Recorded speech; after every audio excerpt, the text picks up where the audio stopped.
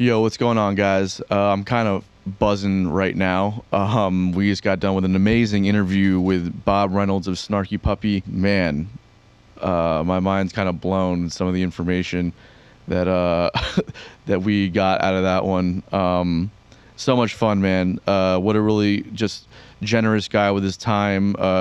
Again, a lot of these guys that exist at that level, just their awareness of music and how they think about things, it's inspiring. His experience with Snarky Puppy and John Mayer and the various projects he's been involved in all come to light in this in a way that I think is very insightful and educational for a lot of people. So I hope you enjoy the episode. But before we get to it, just want to say again if you're enjoying what you're hearing, please share with people, like, subscribe. All that stuff really goes a long way for us. Help get the word out about Bottom of the Bill and all of the local artists that we're showcasing, but the bigger ones too, to help get some more of a light in on our amazing scene here in Jacksonville. And then we also have the merch store with Bottom of the Bill merchandise. We have the link in the description below. Check that out. Anything you can do to help support us is greatly appreciated. So without further ado, here's Bob Reynolds. Enjoy. This is Bottom of the Bill.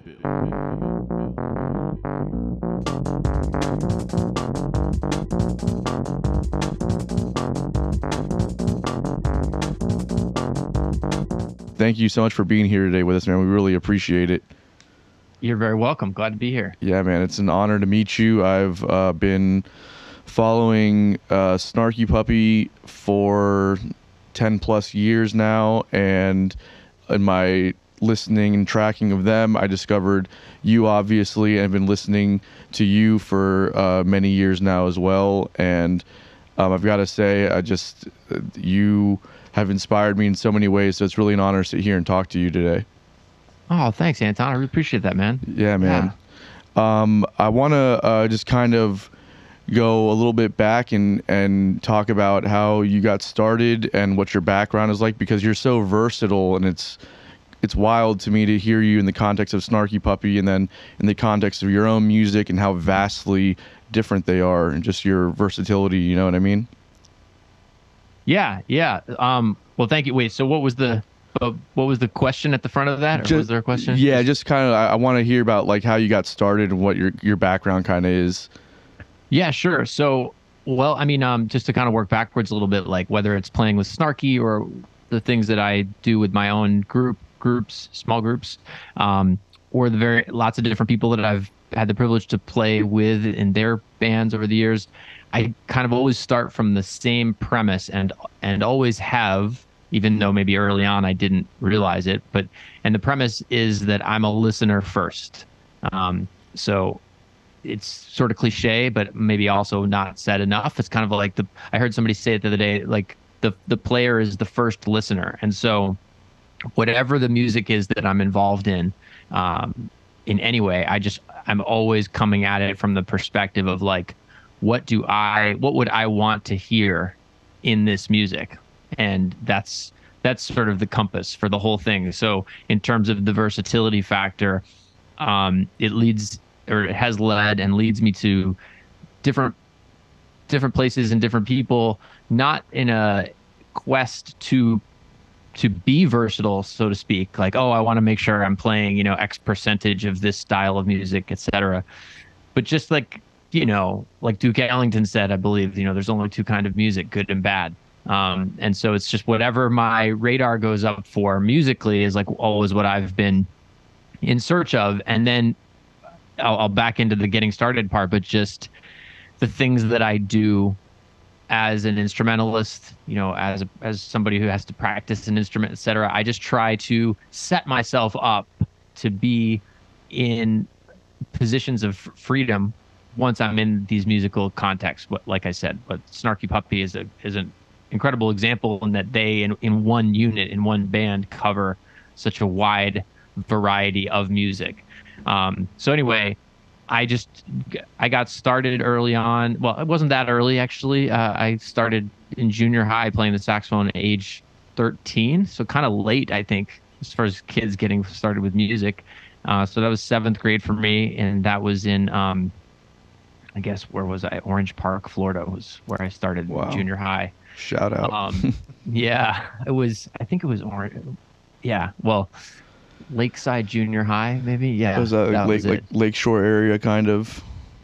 It was Jacksonville. like, gosh, I'm having to really go back here. I started high school for me was I lived in Mandarin and I went to Okay. Douglas Anderson School of the Arts. But the first 3 years of like actually, any introduction to music started with me in concert band at Lakeside. I can't think of it was over it wasn't near Orange Park High. I can't think of the area. Like I don't remember it well enough where the heck it was. But just concert band. Started playing the saxophone mostly because there were only two other options. It was like what do they call it? Like home economics. I don't know if they still have that, and wood shop and band. Those are Wow. your three choices.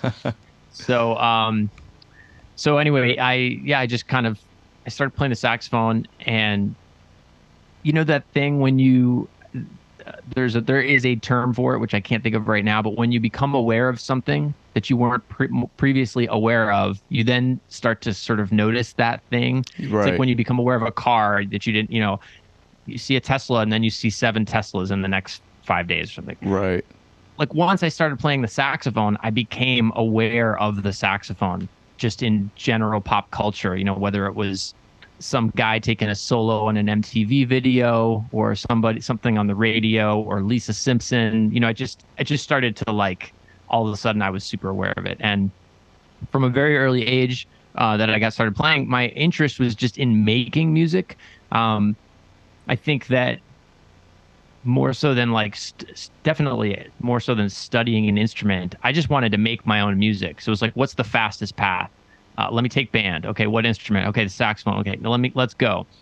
And so the genesis for me always was in making music. And so where that's led me, I mean, the path of playing jazz and improvising and such, it all just comes from that desire to play music that I was going to invent rather than what was on the page that somebody else already wrote. Right. So it's a long-winded way of getting there, that I had a very difficult time like reading music. I had no formal training up until that point, so I had to play a lot of catch up.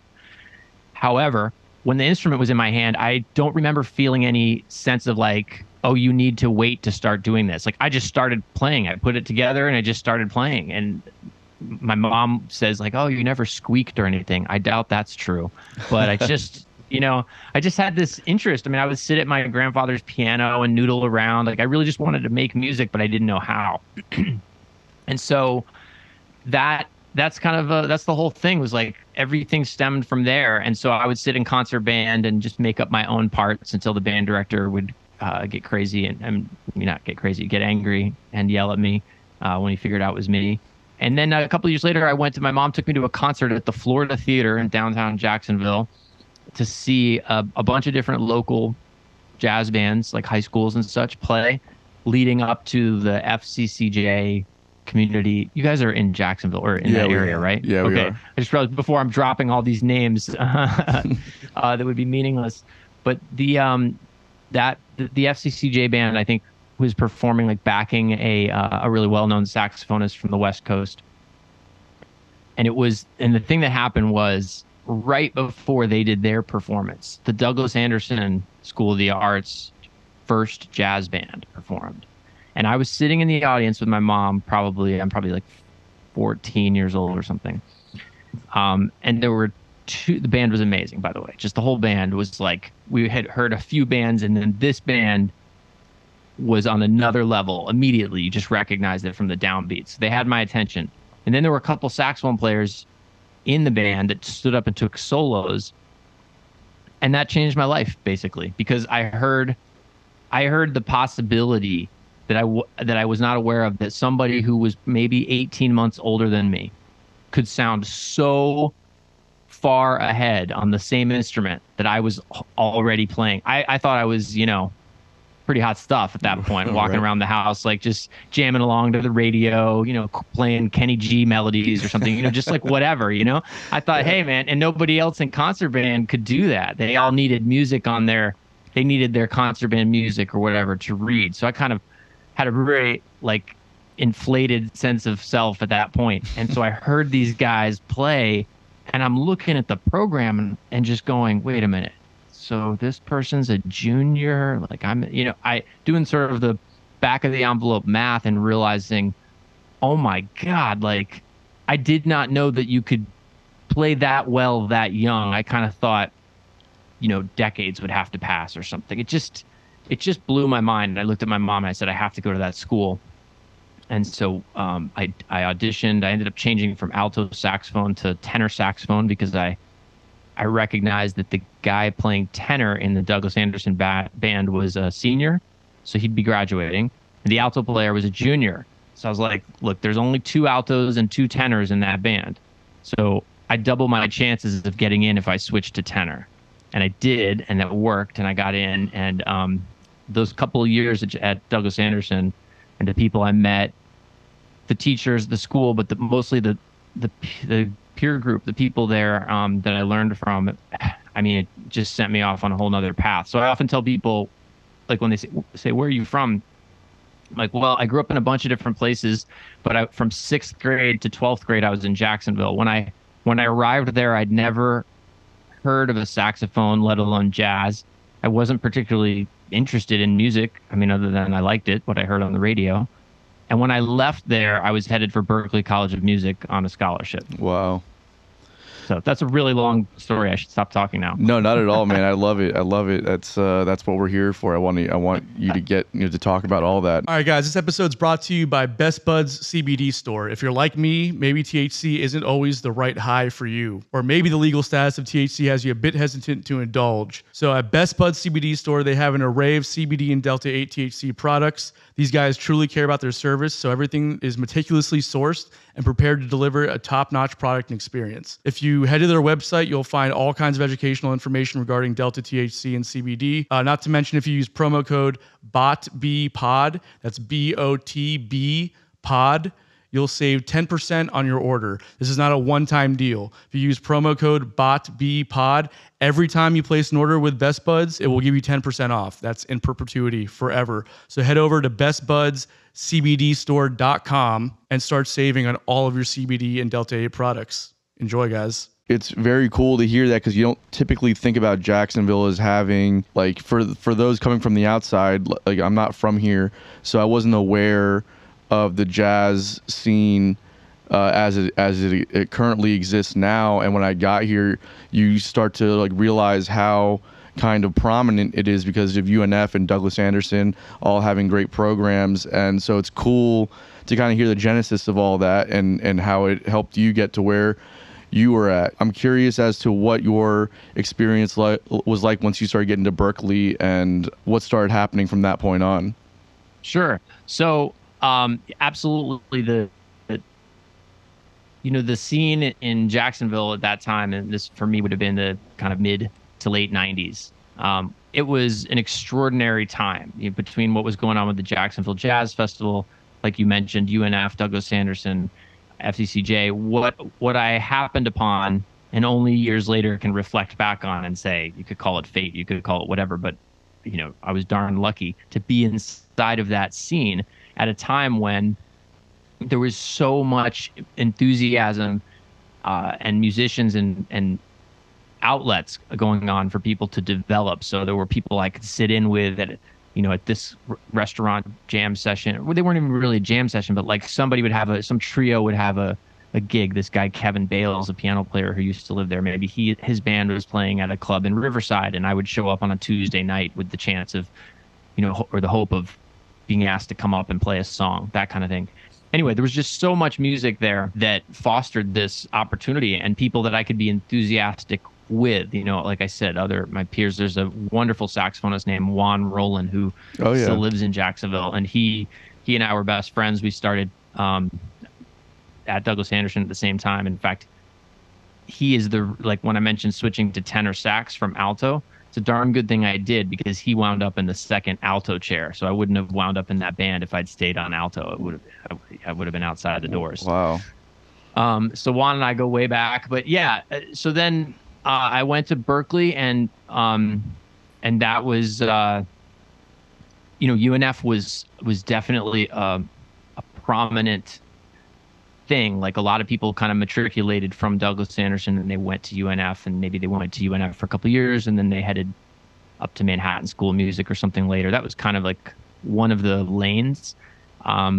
But Bunky Green, who was the head of the jazz department at UNF at the time, he met with me in my, I don't know if it was like junior or early senior year of college, and he encouraged me to leave and to not come to UNF. We took a walk around the campus, and I have so much respect for him for this, because he was the head of the program. It was his job, partially his job, to try and bolster the program, get good talent in there, have the strongest program. Anyway, he just recognized that where I was already at that point, I was kind of getting to work with people in that local scene, some of whom were already teaching at the college. And I was by no means some prodigy or anything like that, but just he kind of recognized whatever drive was in me and said, you need to go to like a big city and get out of here and go be a small fish in a big pond.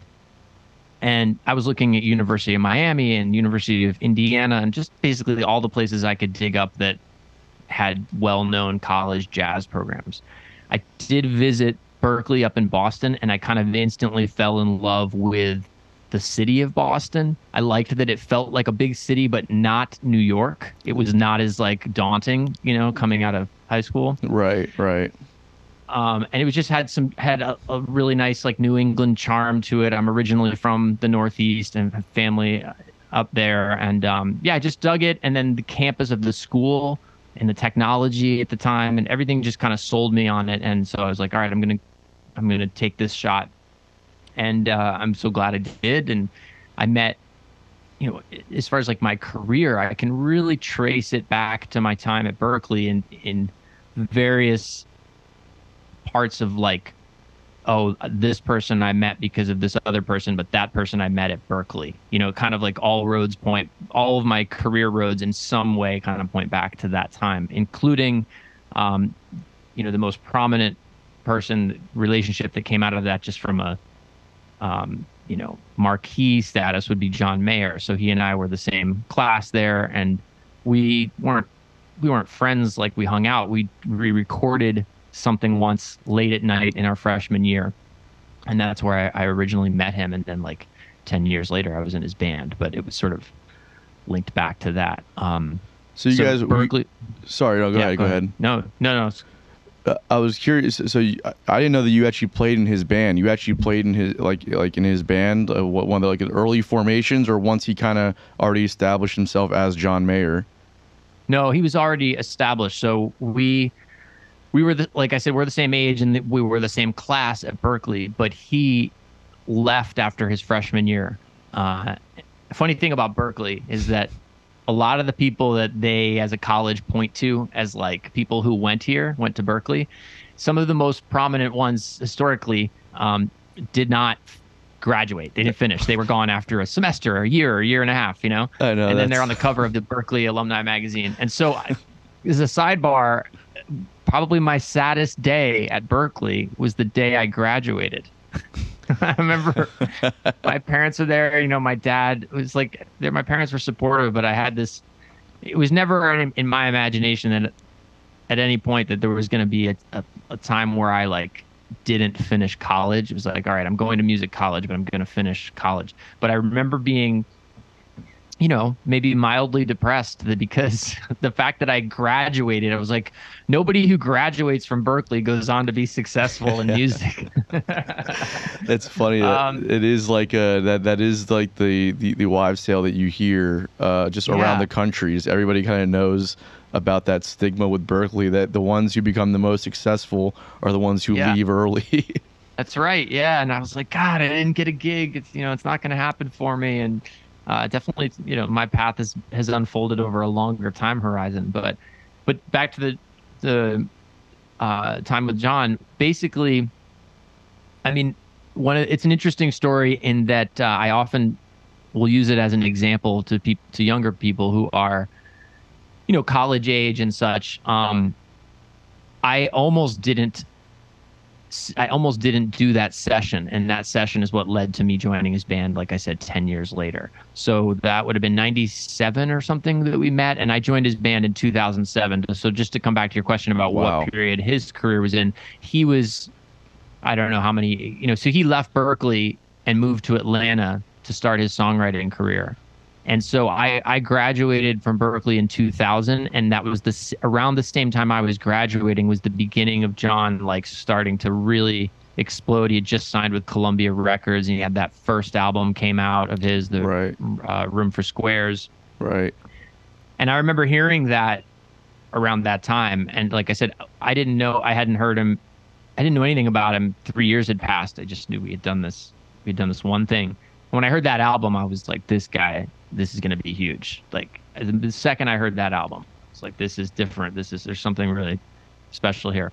But I moved to New York, and yeah, like I said, 10 years went by, and through a series of sort of random events, we got back in touch, and he asked me to join his band, and it was right after he had recorded the album Continuum. So I was really, really lucky. The time that I toured with him was the Continuum album, and there was like a live version of that album. We had released some extra tracks that summer, and then the Battle Studies album. So I guess it was those two albums, and over about a 4-year span that I was in his band, 2000 to 2011. And it all, in my mind anyway, happened. I mean, he has a slightly different story about it, but the way that it happened was that I went to this recording, and the recording happened at about 3:00 in the morning at Berklee. And somebody had asked me as a favor, hey, can you come do this?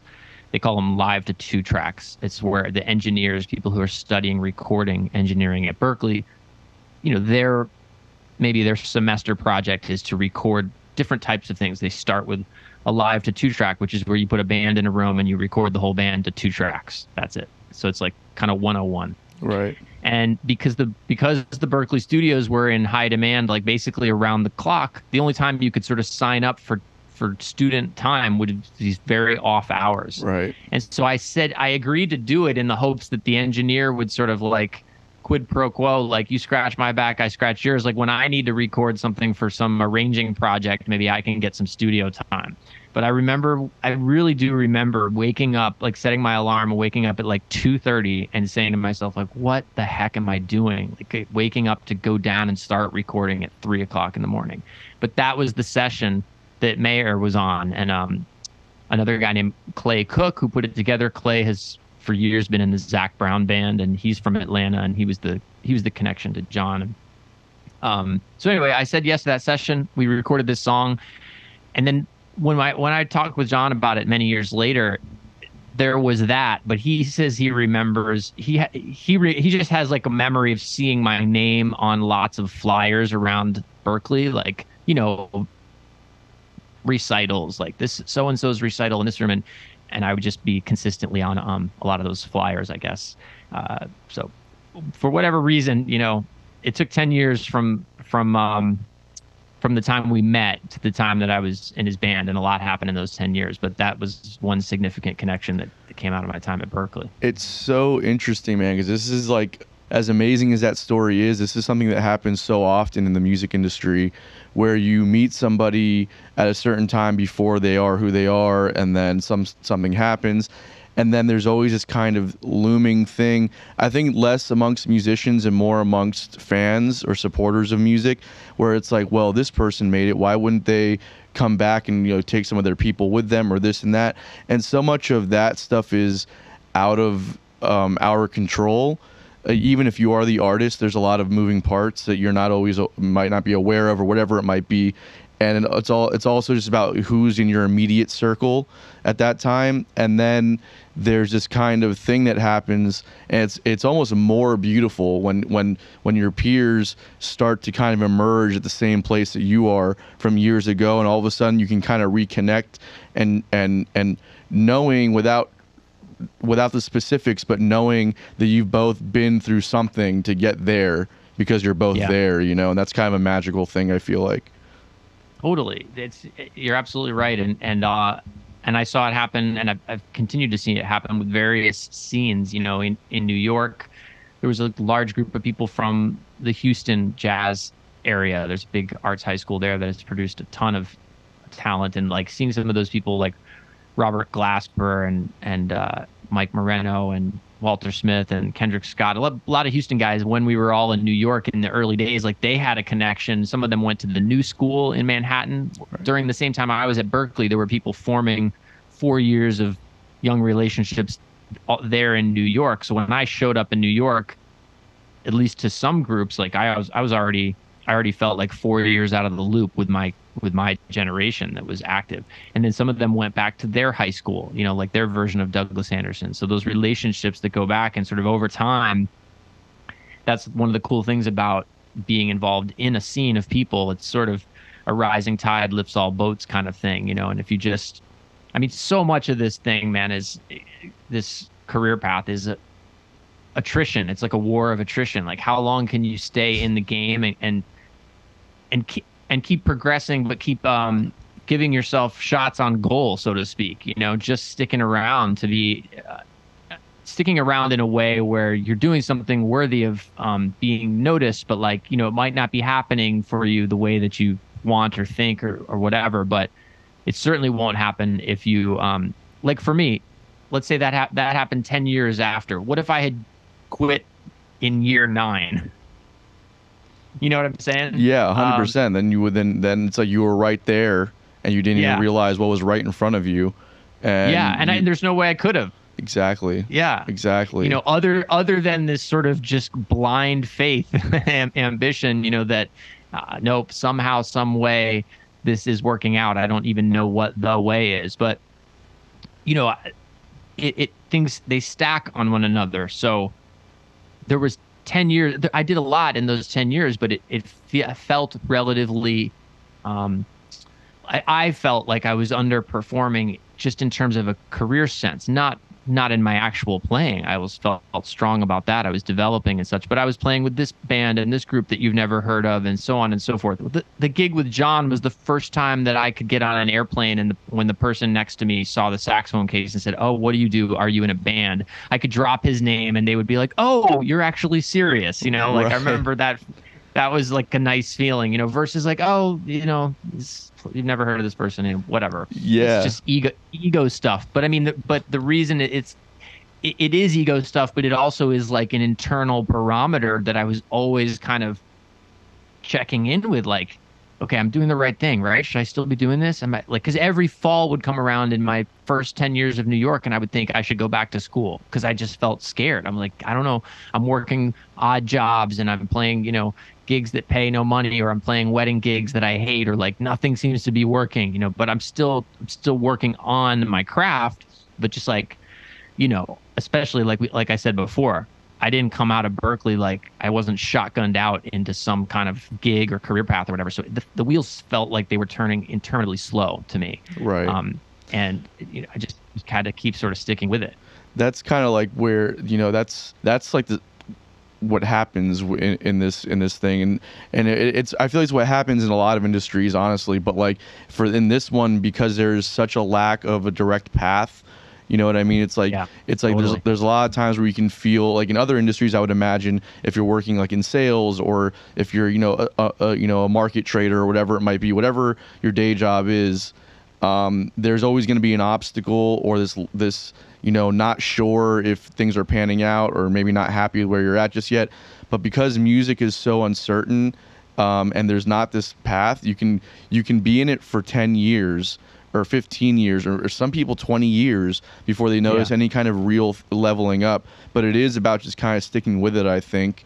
And, you know, back to the ego thing, there is something to being able to attach your name to something successful, not just because of this, of, you know, what the perception of it, right? Like, not, there is that, like, you do want that kind of notoriety and that, and everything that comes with that, but there's also this lifestyle that starts to happen. There's, you know, there's financial income. There's a comfortability and stability that you haven't had for 10 years that you're like, oh man, this could really allow me to not have to worry about things like paying bills, at least immediately, and I can start to get ahead a little bit, which allows me to be a better musician and allows me to be really focused on my craft more than having to worry about the day-to-day stuff, I would imagine, you know?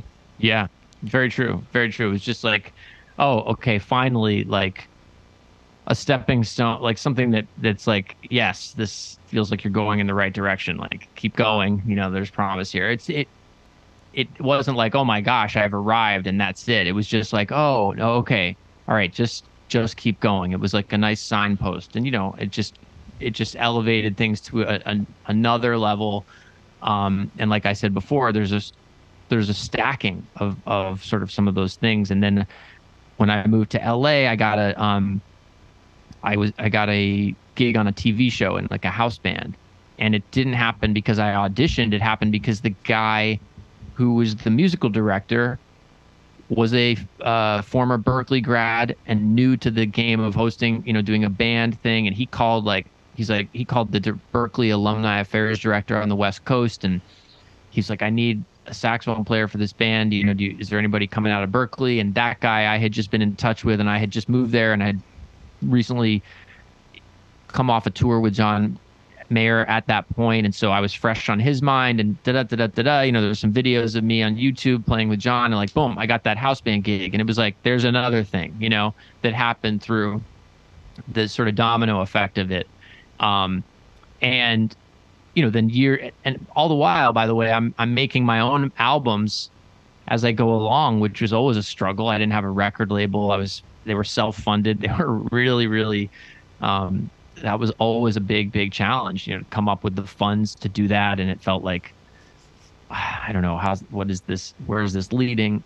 But 10 years after, let's see, well, what year was it not 10 years after John, but at some point when I got involved with Snarky Puppy, similarly, the story there was, you know, I already had a body of work that, like, the saxophone player in Snarky Puppy at the time, like, he was familiar with that. And so when we linked up, which was like a random event, I saw them perform at NAMM, which is a National Association of Music Merchandisers, I think is the name of it.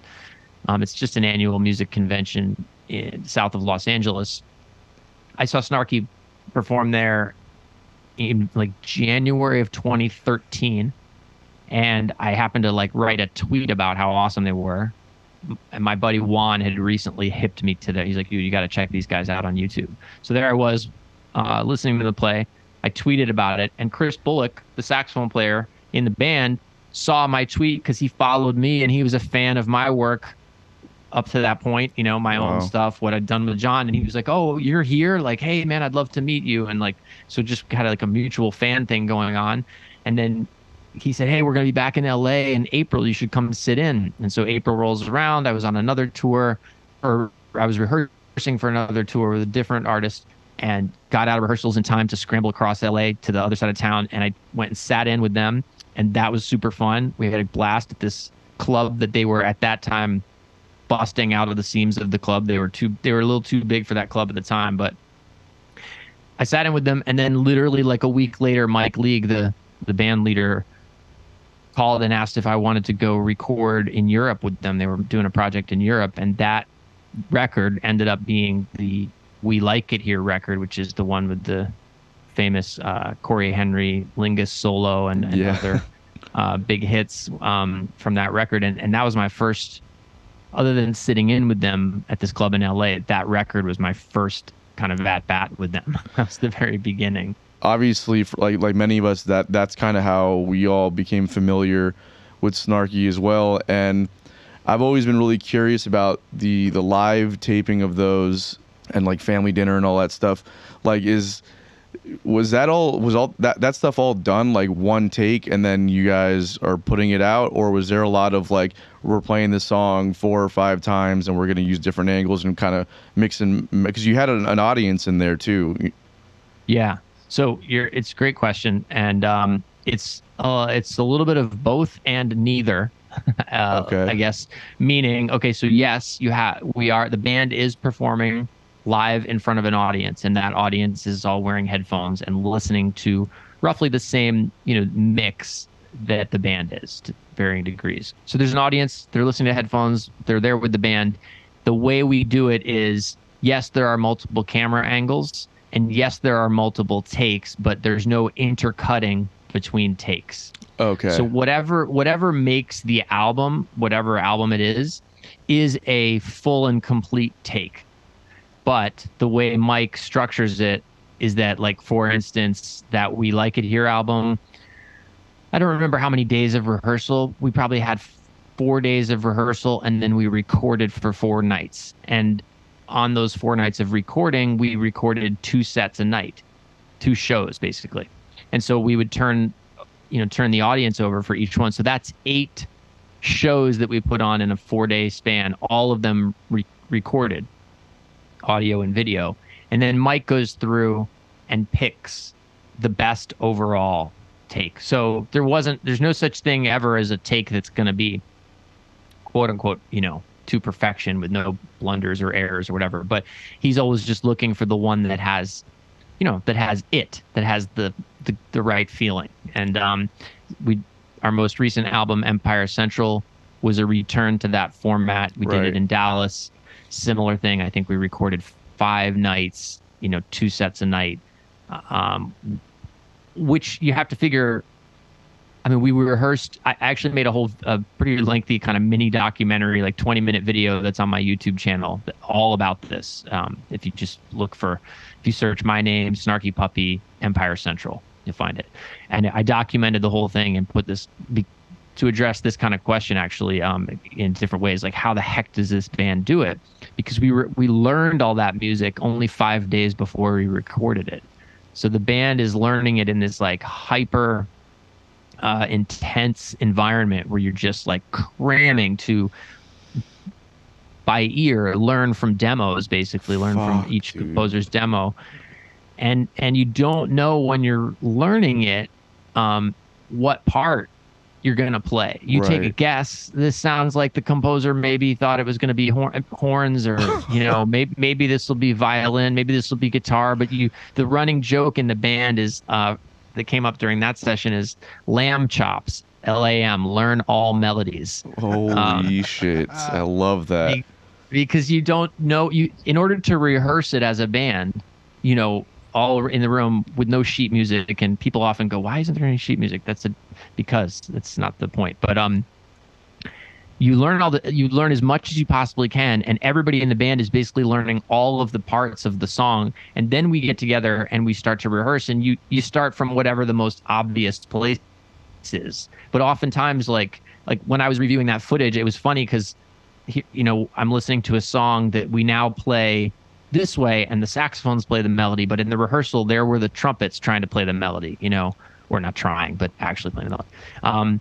We switch things around, but in order to switch things around, you have to know the part to switch to. That's the crazy thing. So if Mike goes, you know what, let's try it where the guitars play the melody and the horns do this. Well, if the guitar players didn't learn the melodies the night before because they thought it wasn't a guitar player part, they wouldn't be able to execute that in the rehearsal, and then we couldn't try it. So you got to learn it, like, to some degree. Everybody's learning, like, as you're just cramming it in. We recorded 16 songs that we learned in 5 days, and then we recorded them live in front of an audience over the course of 5 days, and then Mike chooses the best overall take, and that's what makes the record. Oh, my brain is overflowing with questions right now about this, because I've been in not those high stakes, but just I really logistically, how do you, with that many people in the band, and you have to trust, I mean, obviously you guys are all top-notch players, so it's probably, a lot of what you're doing is,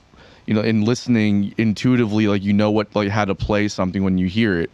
But there's got to be a trust with all those people that we're all going to come in knowing the parts, and then the assumption is that when we're talking about, in the rehearsal space, designating parts, that we all know what's gonna, how to just do it.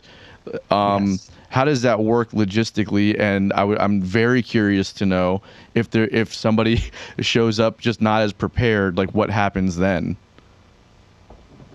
I mean, very, very good questions, Anton. And I think the only real answer is sort of a sense of familial responsibility. Like, you don't want to let your bandmates down, is basically it. So that schedule, by the way, we did we did about 4, this was also coming out of, we recorded Empire Central in like early March of 22. So this is the band's first resurgence out of COVID time. So like after like this crazy 2-year stretch of not playing together, we did about 4 shows in Texas just to kind of like say, hi, how you doing? Kind of get back together and play and get that feeling back. But then we had these 5 days hunkered down outside of Dallas, and the schedule was we were trying to get through 4 songs a day. So day one, the night before day one, you're learning 4 songs. Then you go in and we rehearse those 4 songs. But then that night we get home about 9 o'clock to the hotel we were staying at, and Mike would send 4 new songs for the next day. So we would like, everybody was getting like, Uber Eats or something to just get some food in, and then 10 o'clock quietly in the hotel room with the laptop start to, listen to, and I get a little bit anxious just even revisiting it to tell you that story. It was the most challenging thing I've ever done, musically speaking, like in my entire life. And it was a huge mountain to climb. I don't know how else to put it. I mean, the only thing that made it possible was the knowledge that, to your question, that the other 18 guys were in their rooms doing the same thing. 19 of us all together. Yeah, 19 people. Oh my God. And you're just like I said, you don't want to let anybody else down. That's it. Otherwise, I would have said, forget this. I'm going to bed. I mean, but you just had to make it happen. So you'd be there like 1:30 in the morning, like, okay, what do I do? Maybe I can get up early. No, I can't. If I don't get this done tonight, there's no chance. And so, you might be up till 2, 3 in the morning, just doing the best you can. And then everybody was just doing the best you could. That's really all that you could do. What you couldn't do was just be like, oh, this is too hard. I can't deal. You just had to get there. And then the next day's rehearsal, magically, like this other kind of worldly power would show up, I think, and just support that good faith activity. I don't know how else to put it. It was rough, man. It was really hard. Yeah, it's like really hard. I would have just an absolute breakdown, like because I couldn't imagine. Yeah. Like, it seems to like is he finalizing parts or something? Like it would. This is probably a better question for him. But why wait until that time to send music that complicated to learn with no charts, just all by memory? And then with such little time built in to rehearse and then actually execute the album. Yeah, it's a very fair question. And when just looking at the situation, observing it, and logically, it doesn't seem to make sense, and I get that. But Mike knows what he's doing. Sure. And there is an enormous level of trust and people's musicianship and work ethics and such. And part of the reason is more time doesn't necessarily give you a better effect. And by that, I mean, I'll just speak personally. I'll give you like, Mike reached out in the spring of 2021 saying, guys, we're doing a record. We're going to do this record. He already knew it's going to be called Empire Central. It's going to be in Dallas. It's paying homage to our time in Dallas and musicians, the legacy of Texas. Like, I have the email from like March of 2021. So it was like, start writing. Well, we recorded this a year later, and I personally, I did not end up contributing a song to this album. I didn't have one ready. I got psyched out. All that time, I had a year to write. I could have written, and I kept postponing and postponing. Guess when I started writing? Like the week before. No shit. Now the problem was, I had little ideas and this, and I did little stabs at it. But with all that time, it was always like, oh, I could put it off. I could continue procrastinating until I couldn't.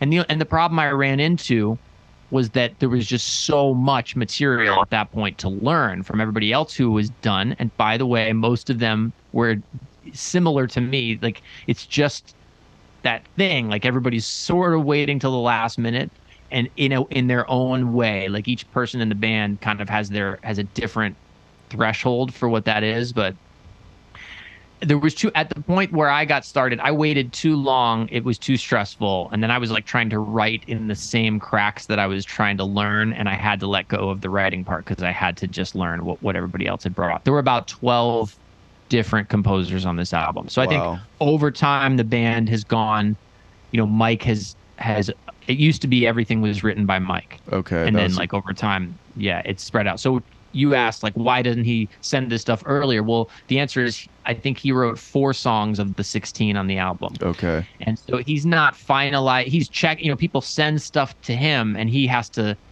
sort of approve it before it even goes off as like, okay, we're going to try this. That is true.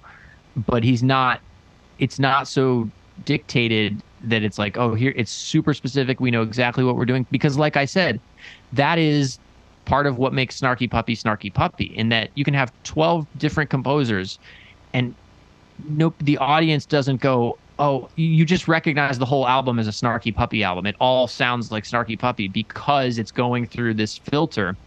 And the filter is the collective sort of hive mind producers factory that is that band, where each person is, to some degree shaping each composition just in their, in their own way with their own it's like you're trying to do exactly what the composer intended.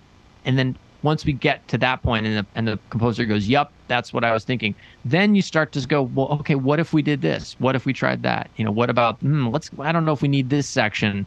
And that's where the thing really takes shape. So this is what you were asking is like, hey, and everybody frankly has that similar question, because it's not like some one person in a room writing a big band chart and then handing it out to the band. It's not a classical piece of music with a singular composer. It's generated by one person and then it is built upon or developed by the band. And the only way it can be developed by the band is if it's in a fluid enough state to be like enough is there that it's there, and then enough is left open that we can start moving pieces around and trying things. Does that make sense? Yeah, totally.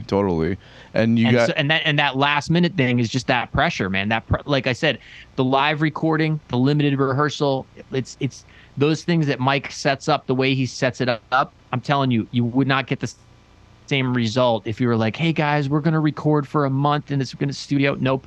It would just be a ton of wasted time, and it's going to end up, I mean, anybody who's ever spent time in a recording studio knows this, well, like whether you have 1 day or 10 days, you're going to be cramming at the end to get something done. For sure. Yeah, that's so true.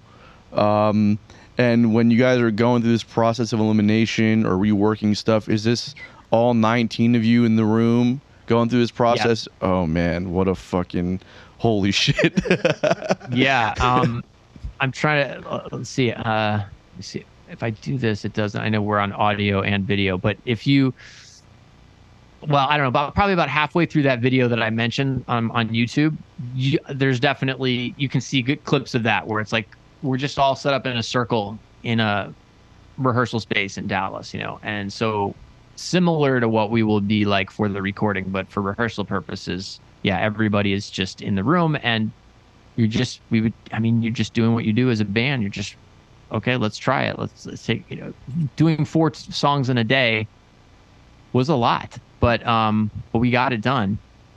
And each person is just, like I said, you're just doing the best you can to hold on for dear life and deliver everything while making constant changes and adjustments. It's mental gymnastics on a whole nother level. Yeah, man, legitimately. And just one more question on this point, on this topic, because the whole thing is so interesting. When choosing songs and all that, like there has to be, obviously, like you said, like you didn't contribute as far as like a composer on this record. There's got to be some understanding that this is not a personal attack against your creative process or what you're contributing. It just might not be right, whether timing or musically, whatever it is. It's just not fitting this mold at this time. So it's got to be amazing to work with 18 other people that can set their ego aside and not come in with a bad attitude because their song wasn't recognized or getting the same kind of attention that somebody else's is getting. Yeah. Oh man, 100%. And I've been through that for now, I don't know, 3 or 4 records. Like we did 2 studio albums in the years in between. or before the Royal Albert Hall record, which was live, and before Empire Central. So we did an album called Immigrants and Culture Vulture. Yeah, great. Both at a studio in Texas, and those were done to sort of counteract this whole idea that, oh, we're only a band that sets up in front of an audience and records live. That was, you know, a sort of very strategic, sounds a little bit right. Mike just wanted to make an album in the studio that was like, hey, let's get to have fun and actually use the studio and not have that pressure of doing it live in front of an audience. Right. But the songwriting and everything you just asked, the same process. Like, we recorded a song of mine. Actually, we recorded a song of mine, and it didn't make. It was, I guess, it was Immigrants. It didn't make the album, but they released it as a single. So it's like part of the album, but it's not on the. And it wasn't just me. There were a few people that they released a few singles in and around the album. Yeah, you would love to have. I'm sure everybody would love to have their tune and be like, oh my gosh, that's the best. This is all our favorites. We all love this tune. But that's one of the wonderful things about the people in this band. I mean, everybody checks their ego at the door. I mean, the right ego, meaning like everybody keeps the ego they need to do the work. You know, that you need to bring your ego in the best sense to this band to deliver the thing that each person does that's uniquely them. Right. But you got to check that other part that's sort of the petty part of it, that like, well, what about my song? Or, you know, I mean, it's everybody it puts on their producer hat, and it's just like, what is this album about? What are we going for? And Mike has the ultimate say there for sure. And he's shaping the design of the album and like what the overall feel is going to be. But everybody, I think just about everybody who's written for the band has also experienced writing for the band and not having that song make the cut. Right. And sometimes it's just like, it just doesn't, you know, there's a certain, you're coming up with this collage of songs and they need to, at the end of the day, all kind of unite in the right way to make whatever that album is going to be. And then, you know, if it doesn't, it doesn't mean that the song's not good or great even. It just isn't right for that moment. And that's all there is to it. Yeah, totally. No, I love that, man. The other aspect that I'm super curious about, because I've noticed this happening, especially with a lot of bands that have been, for lack of a better term, DIY. Obviously, you guys have gone so far beyond that, but it seems like there's this awareness of marketing and branding that happens too. I've noticed it with the Wolfpack crew as well, where you've taken a similar thing with the guitar band, and everyone's kind of taken a similar thing with their own ventures and applied this live recording aspect. And I'm curious if this is like an intentional thing to help keep to spread the brand of the culture of Snarky Puppy and everything that comes with that, or is this just something that you've realized just makes more sense financially or otherwise to kind of do? But what it seems like from the outside, as somebody who looks at this kind of thing and pays attention, is that there's a concerted effort to keep everything on brand to help grow it, to grow awareness and create a culture within the music. How far off am I from that? Well, I think it's actually really interesting. My best answer is that no, it's not. Actually, it's not what you're thinking in terms of it being about staying on a brand related to Snarky, for instance. But that's a really interesting perspective to hear, and to hear you explain it that way, I completely understand why it would appear that way. I can say personally, you know, the Guitar Band album, absolutely I ripped off the Snarky Puppy model. And in fact, so many have adopted that model over time that's why Mike chose to spend a few albums not doing it that way. In fact, there was let's see, when did Empire Central come out? Was it this year or last year? End of last year. It was an almost 9-year gap between live video albums. because they did so many up until a point that it became like Mike was like, oh, we can't keep doing this. Like everybody's doing this now, you know? Right. So what can we do that's different? So I ripped off that formula for Guitar Band, and it was a little bit, the reason was only that having experienced it, you know, with doing it with Snarky, I enjoyed the tightrope act, the risk that came along with performing live in front of an audience and recording that way. For me, I'm likely to get my best work that way because unlike in the studio, I can't go back and redo a solo or even have a thought like, oh, let me just take another crack at that or something. So I get my wife used to dance in New York with a modern dance choreographer, and he had a saying. He always used to say, first thought, best thought. And I love that saying because it's like, how many times do we self-edit ourselves? Yeah, I mean, I man. do it 1,000 times a day. And so the more time you have to make editorial decisions, the more likely you are to get caught, or speaking personally, I am, in, well, it could be better. What if I tried it again? Like, when somebody sends me a track and I'm doing recording from home, which especially over the last few years, I've done a lot more of, on the one hand, you might say, oh, that's so convenient. You can do it from your home studio. But I personally dislike it because then I'm judge, jury, and executioner. Yeah, totally. And I'm mostly executioner or judge. I don't know. It's just like, you know. Yeah. So something that might take 3 takes in a studio with other people and a producer, where I'm sort of like, was that good? Should, you know, somebody saying, let's move on. If I'm just it's all me in a room, I'll do 100 takes of something because it always could be better. Always. Totally. When is it not ready? And so doing something live and on camera and in front of an audience, well, there it is. That's what you get.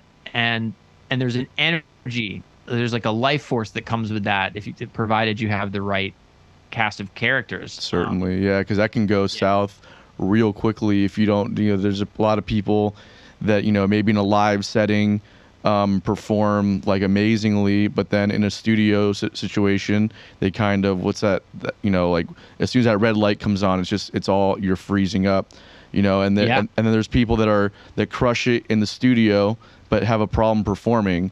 So then there's this middle ground that you have to kind of find. And I mean, what an amazing job you guys have done cultivating this crew of people that just nails it across all spectrums, because I don't know what makes, you know, that dynamic so difficult to kind of balance sometimes. Yeah. But it is very real. There are performers, there are session musicians, and then there's the people that exist in between that are just like the cream of the crop, you know. They are different animals for sure. I mean, I know there's a drummer I'm thinking of right now who he's very successful as a studio drummer, and he's only done a little bit of touring by choice because he doesn't love it. He doesn't love performing live. He loves working in the studio, and that's his wheelhouse. You know, he can perform live, but and then, you know, you have somebody else who's like totally a live drummer, but they don't have the chops to kind of make all these subtle decisions in the studio, etc. So yeah, I think what you have again one of the things that makes this band, you know, one of the superpowers of the band is that it is a collection of people who have the ability to navigate those worlds in a way that delivers the desired result. I mean, to your thing about the do-it-yourself part, though, you know, by the time I got involved with them, they already had been a band for 9 years. 9 years of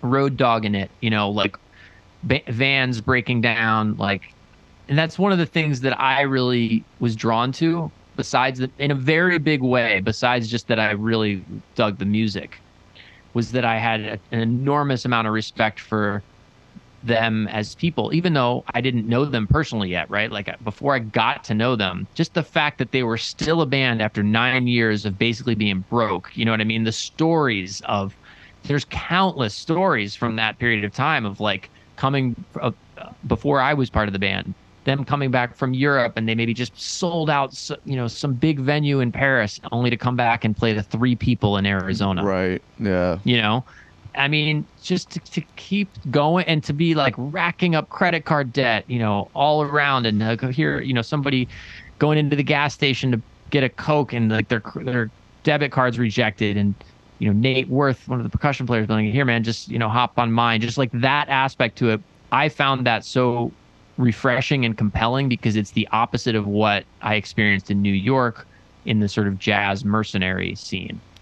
Where everything was about like leader, sideman, a gig, a tour. This is what it pays, But I had myself personally, before I joined John Mayer's band, I spent years with a singer-songwriter named Jonah Smith, very prolific artist, made a lot of records, never had a big hit or like a traditional record label kind of success, but he's churned out a lot of great work.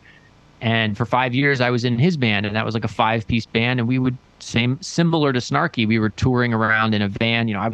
We shared the driving, we packed, we unloaded, we were the sound. I mean, I did all of that. And so when I ran into this crew of people, I was like, these are my people. These are like, they're in it for the right reasons. The music's great and has potential, but like I believe in the people. That's the most, unfortunately, because we as musicians, we want to say like the music comes first, and it does, of course, but in order for it to come first, there's this catch-22 that you have to really be connected with the people that you're playing with. A diversity in backgrounds musically is good and fine, but there's also got to be like a respect from where everyone's coming from, an understanding of what they're contributing, and then beyond that, I mean, the hang is so important. Like, just, do we get along, and do we get each other? I can't even imagine what that must be for, a 19-piece band, how many personalities, especially musicians at the caliber that you guys are all at. That must be insane. It really, it's sort of the, as yet, I don't want to say untold, but lesser known or lesser told success story of that band. I've always said is the people part of it behind, because if you think about it now we're talking about, we're coming up on 20 years. Mike says officially that the band officially started in 2004. So, wow. To keep the band together. I mean, yeah, there have been some, in and outs and whatnot, but by and large, and certainly like the core part of that band, to keep those relationships not only intact but evolving and growing successfully over such a long period of time is just like it's really, really incredible.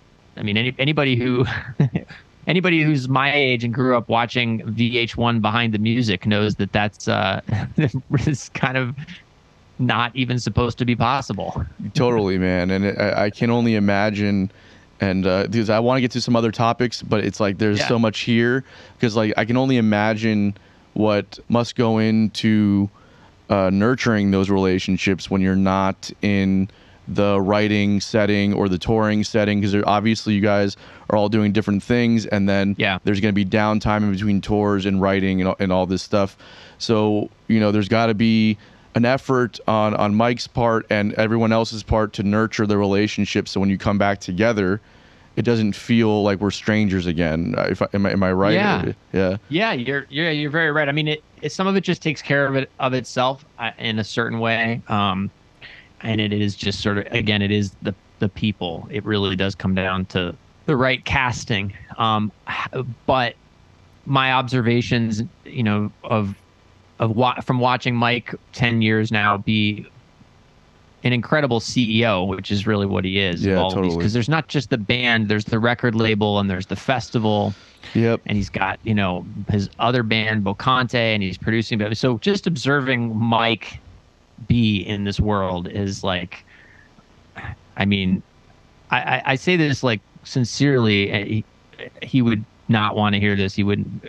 But I feel like it's like getting to work with a modern day Duke Ellington, at least only from the good stuff that I know about the history of Duke Ellington. And I mean that in that, like, Mike doesn't think of a song and then get people to play it. He knows the players, and he writes to them and to their strengths. He writes to and for the band. Wow. And similarly, the way he manages the people in the organization, like, he knows he's brilliant at this. He's really brilliant at this. Like, he always finds a way to keep you challenged. You know, like let's say we're on tour. Okay, we're gonna choose from these 16 songs like every night. Okay, but halfway through the tour, some of the band is gonna change. You know, this drummer is gonna hop off and another one's gonna come on. Like Right. Jay's gonna jump off on trumpet and I'm gonna come in on saxophone. And it's gonna change the instrumentation just a little bit. You know, 70% of the band will remain the same, but that 30 or 40% shift is enough to just like shake up the energy, shake up the, you know, kind of just breathe a new set of life into it, even for the people who are on the whole month run. Or like night after night, you're playing the same songs, but he's almost never going to have somebody solo on the same song 2 nights in a row. And he keeps meticulous notes. He can pull up any show they've ever played and tell you what they played there. He has like this huge document, and he knows like, oh, well, we're in Berlin tonight. Let me make the set list. The first thing he'll do is check that document to see what the band played the last time they were in Berlin. Oh my God, man! So that he's not. And then like I don't know if it goes as detailed as who soloed on it. I doubt it does historically, but night to night, he's making those decisions so that you're always on your toes and you're going to get something thrown at you to some degree. You know, you won't know what's coming. But even within that, he knows he has a higher level kind of understanding and appreciation of each player's personal strengths. And so he can tailor like the choices of who solos on what songs to help shape the set. I mean, Mike and I have never sat down and talked about this in detail. We've had a few conversations about personnel management and such, but this is just my observation, you know. And he architects this stuff. It's incredibly thoughtful, but it comes off as like effortless. Right. I mean, I guess, right? Like that's sort of the definition of mastery, right? Like he makes it looks easy, but he's making a lot of things look easy all at the same time. Right. It's really, it probably is effortless for him, man. He's probably like, if he heard you describe that, he'd probably be like, I don't know, man, this is just what makes sense to me, you know? Yeah. It's very possible. One time we had a long layover at an airport, and this is years ago, and he brought me into the like whatever the airline club was, because he's got like, you know, million-miler status on at least a couple airlines. And so he brought me in as his guest. Like we had several hours or in Australia or something. And even that, like on that trip where there was a lot of flying, he would rotate his guest. You know, he brought me in that day, and then like another time he just kept things. It's not like a tit for tat, keep it fair with everybody, but he's always got that in mind. And so he told me we were sitting down, and he's like, basically I was asking him some of the questions you just asked me, and about how he manages the people in the band. How has he managed to kind of keep this thing running so well? And one of the things he told me was, well, you know, he learned early on certain things that really set certain players off. And like he was like, okay, so for this person, I noticed that it really bothers them if there's not an opportunity to get to the hotel room before the gig. Even if we can get there for 15 minutes just to check in and they can just put their bags down, it makes a difference for that person's the rest of their night. Or this person really needs to eat before the gig. If that person hasn't eaten, like somebody else, 5 other people, they could go and it's not going to bother them. But for this one person, they need to eat or they're going to be hangry, and it's going to affect the whole band. And so he has this running kind of knowledge.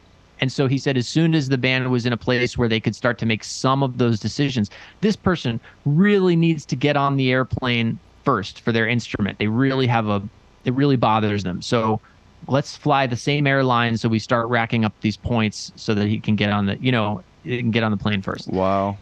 Seemingly little things like this. But again, I spent 5 years in a road dogging band, and we came to blows all the time because there was nobody really steering the ship in that way. Yeah, it was only totally. like, let's go play the gig. And then there were these quiet dissatisfactions that just built up in everybody. And just like they happen in a family or in a relationship, you know, with a significant other, if they're not addressed, if they're not talked about, you bottle it up until it explodes at some point.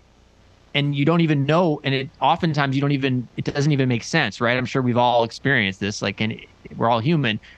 somebody just like flies off the handle and you're like, why are you getting so upset about this? It's not about this. It's actually about the 25 things that I was quiet about before this, and now I'm erupting.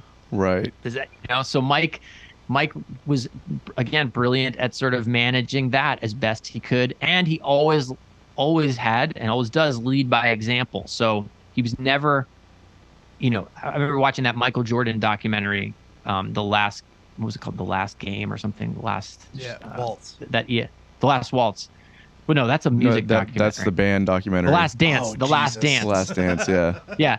And he was like, I never asked the team to do something I wasn't going to do. So that's similar, like, whatever it was. And that makes an enormous difference to how the whole thing operates. And I just thought, yet again, another level of brilliance. It's such a level of understanding that's, as like somebody, I ran my band for 7 years. We recently broke up, but I had a band that I was running for 7 years doing the road dog thing, and being the tour manager and all booking agent and all that stuff myself for a long time.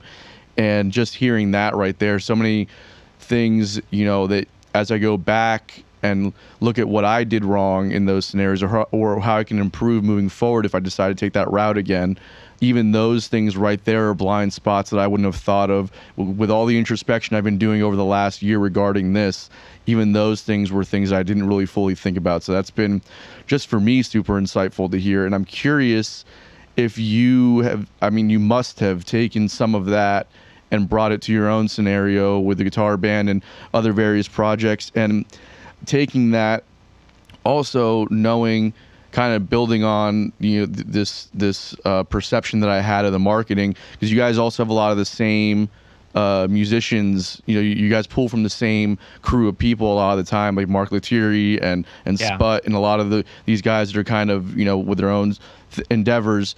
So I'm curious, taking what you've learned from Mike as a leader into those scenarios, and then also navigating the perspective shift from you being a member of the band with these guys almost as an equal part, to now you're the band leader and they have to recognize you as that position, whereas before you were just like their equal in the scenario. Does that make sense? Yeah. I mean, so in my part of it, I was a band leader before I was a part of Snarky Puppy. So, I mean, by the time I got involved with them, I had, I don't know, maybe 4 albums out. And I shouldn't say band leader, because I wasn't really touring, but I mean a person who, makes records with a band where it's like their material. So whatever that is, I had, total. But yeah. So I had that. So like when I joined them, I'm not part of the initial, like, hey, we formed this band in college, right? Like I showed up 10 years later and they were already a thing. And now I've been a part of it for 10 years, but basically I kind of came in at the halfway mark. Where was I going with that? Oh, so just like let's say when I did the guitar band, the guitar band wasn't actually meant to be, it wasn't called the guitar band. It was just, I had a night at that club in Los Angeles. I was on tour with Snarky. This was like November of, I don't know what year, but anyway, we were on a tour in November, and it was actually Sput's last tour with the band. But Sput was on that tour and Mark was on that tour. And I had this gig coming up in January in Los Angeles, right around the time of the aforementioned NAMM convention, which was around late January. So I had the night, but I didn't have a band for the club. And so literally on that tour with Snarky, like on the bus, I was like, let's just do, are you going to be in town for NAMM? Like Sput's like, yeah, I'm going to be there. I'm like, let's just do something. Like it sort of just kind of came from that. Like, all right, what if, Near Felder's going to be in town? Dude, let's do something. Oh, I want to do something with 2 guitars. That was the only idea that I had, was that one of the things that I loved about being in John Mayer's band was that John included, there were 3 guitar players. There were always 3 guitar players. And so when I would take solos in John's band, I loved the feeling coming from, again, somebody who traditionally was playing in like piano quartets, right? Or big bands or whatever. The feeling of playing with 3 electric guitars, or 2 electrics and 1 acoustic, but just 3 guitars. I loved that lush feeling. And so that was my driving force. Mark's going to be in town. Sput's going to be in town. Oh, my friend Near is going to be in town. Ooh, what if we had Near and Mark? Why did I even think of that? Well, because Snarky would often, the record I had made with them, there were 3 guitar players on tour. Sometimes there were 2. So my head was just in a place where I was like, ooh, what if I just take a few pieces of this? And then it was like when I had the band and I thought, oh, you know what? I just saw somebody, another friend of mine recorded with this guy and he did a great job. And I wonder if I should reach out to them and get this recorded, and that could be like a YouTube clip or something. So it was not me trying to make an album. It wasn't called Guitar Band. It was a night at a club and then just looking to make the most of that opportunity with the people that I liked that were around and available. And hence there was no rehearsal. There was like the whole thing happened sort of like, I don't want to say haphazardly, but like Sput didn't even get there until like 10 minutes before we were supposed to start, and he was lost, and we had to go down and help him with his drums. And that's why we set up in a circle, by the way, and not like, hey, we're performing for the audience. Even that was like, there's no rehearsal. We're not even going to get the sound check. I got 5 cameras set up. These guys we've never played together. So I brought like the simplest music I could, in the hopes that everybody could just like read it down, and the audience would provide the necessary like nerves to make it just right. And again, it was terrifying. I willingly put myself in that situation only because I had experienced it with Snarky with the We Like It Here record, and I had found that yes, it's terrifying, but also it's possible. And on top of that, not only is it possible, it's actually pretty darn good. Like, I was happy with the results, even though it sort of tortured me to do it. So Sput showed up and that was it. So I didn't have any like super lofty intentions other than maybe we get a couple clips out of this that I could put on YouTube. That was it. That's so wild to me. This whole this is like my world right now is like exploding because I'm sitting here like putting this whole like mastermind genius thing into this marketing thing. I'm like, bro, these guys fucking figured it out. And like, you're just telling me these are all happy accidents. Can I tell you from the outside, it's so like, it's just like, I'm like, bro, they're pulling from the same people. It's the same kind of experience that they're delivering, but maybe a little different. The music's slightly different, but this is how you create a culture, man. They've figured it out, and Wolfpack is doing the same shit, like in their own way. I'm just like, this is the new model, guys. We have to start thinking about things like this. And it's just so wild that it's just really serendipitous. It's just they're all little happy accidents that have helped to like create, anything coming from that camp. We like as consumers and as fans of the music, we expect it to be at a certain quality now, with a similar experience to what was previous. And right. Because of all these happy accidents that have just happened that way, it's wild, man.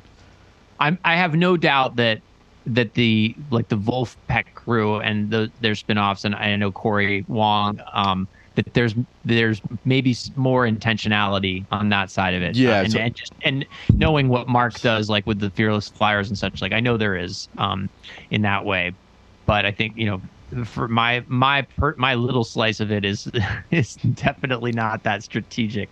I love it. Other than just getting the the right people and trusting and like being willing to kind of dive into situations that feel scary, and then just trust trust yourself and trust the people that you're working with, that you're going to get something really good, hopefully really great out of it, even if you don't know exactly what that something is gonna be.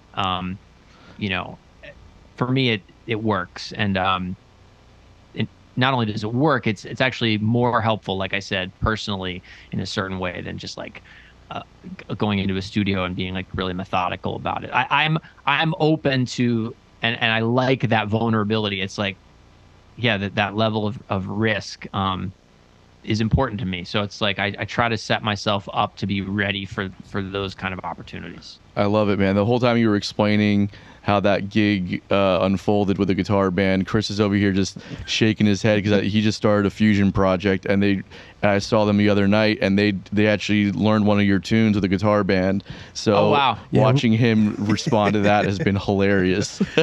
Yeah, we did Can't Wait for Perfect. I'm a huge nice. fan of Mark's take as a guitar player. A huge fan of his take, and our sax player is a UNF guy and is aware of it nice. too.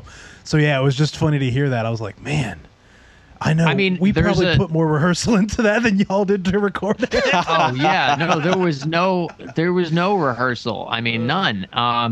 But again, that song in particular, and kind of the others on that album, were the intentionality, I would say, that I brought to it was like, I want to make sure that any piece of music that I'm giving them is like fits on one page and is not overly complicated and doesn't, there were no like 5-page charts with intricate things written out, so they were the tunes lent themselves to succeeding in that way. But like, I'm thinking of that song in particular, of Can't Wait for Perfect, which I've recorded in at least 3 or 4 different situations or other albums. I mean, that's the name of my first album and the song on the first album.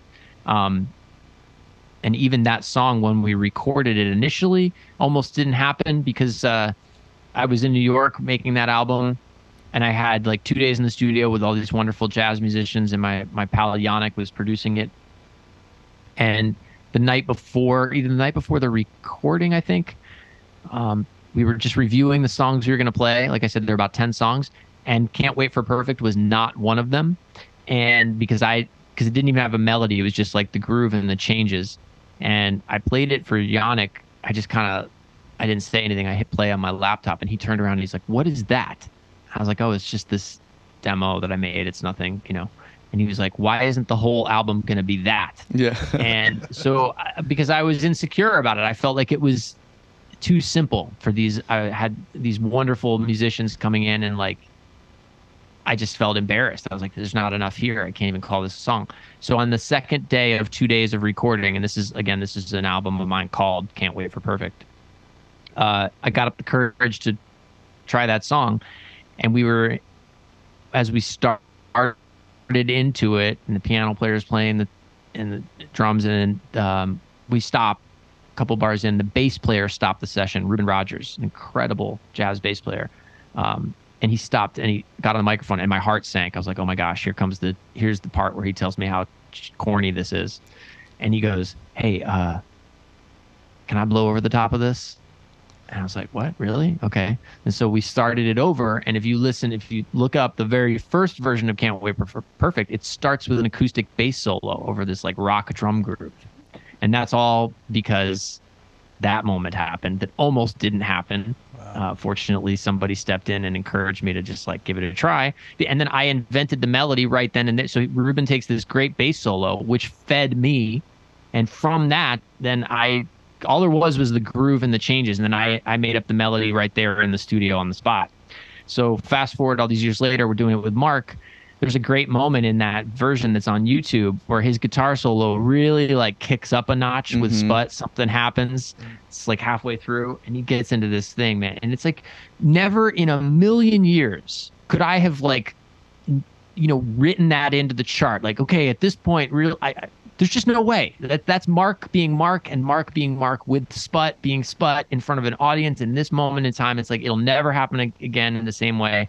And how fortunate that we got to capture lightning in a bottle like that, because it's such an exciting moment. And like, you don't get those moments if you're not in a situation that kind of sets the table for them. Totally, man. And that means it could all also fall apart. Totally. And like, I've just got a nod to the simplicity of the tune, but like where the complexity comes in to me anyways, especially in the live version, is the restraint and the discipline of all you guys to really build the dynamic of that, because it is like a roller coaster of like when I'm listening to that, I am so badly wanting to hear it go, and you just like you just don't give it to me. And that's like the beauty in it. It's like it just builds and builds and builds, and it's like, holy fuck, man, this is such an amazing display, knowing what you guys are all capable of, to just keep it right there.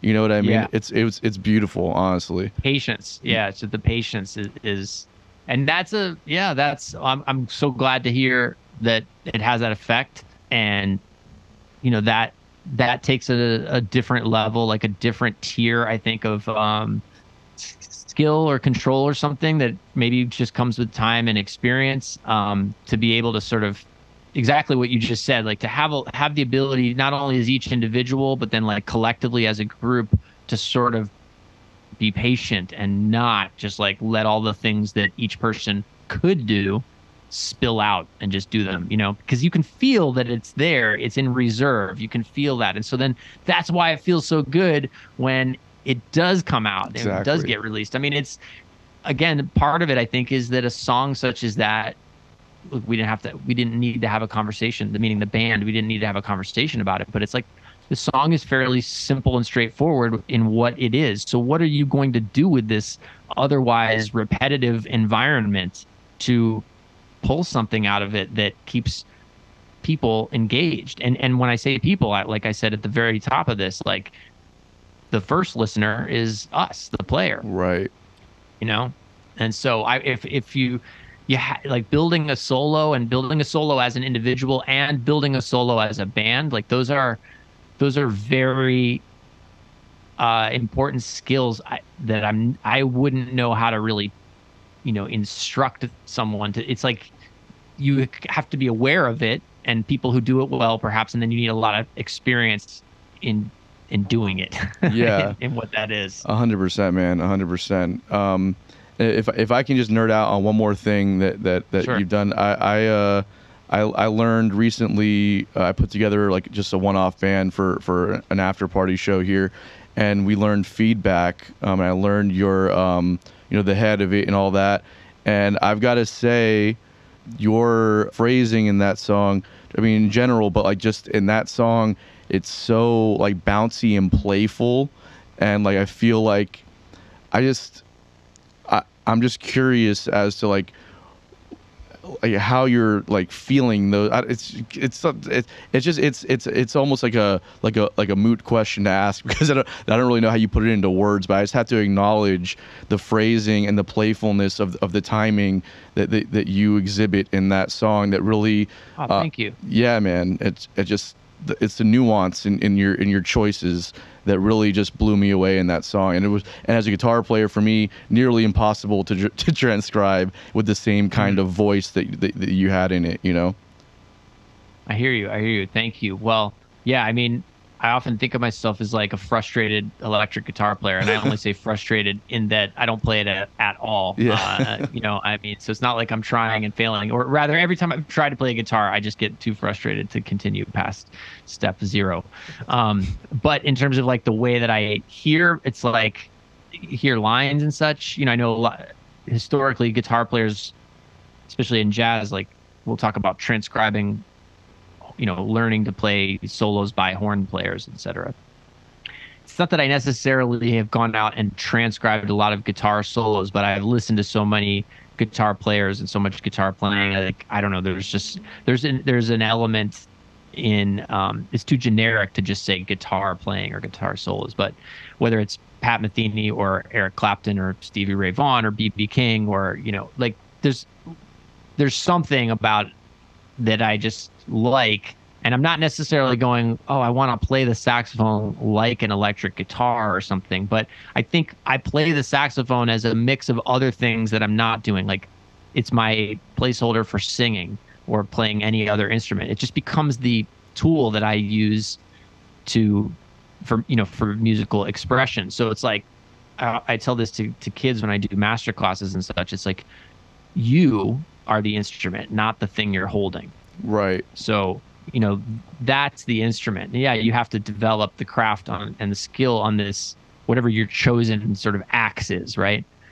But, you know, I think what you're describing there is that you're hearing me just be me through this saxophone. And so that's the goal. I mean, I definitely do not always get there or close to it, but that's always my sort of goal, is that like is to make the instrument disappear, like the physical one that I'm holding, rather. Right. Yeah, it definitely comes off like there's a very, I don't want to again limit it to an instrument, but like there's a vocal quality about it. Yeah. That's very like you can sing that melody.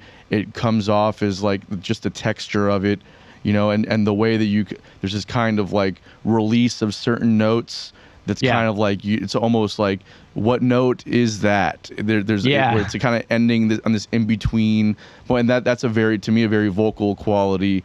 Yes. And it was just, and again, just the timing of it, how bouncy and playful it was.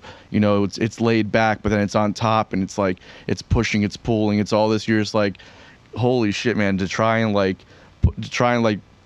copy this and put it onto a guitar is like almost not even.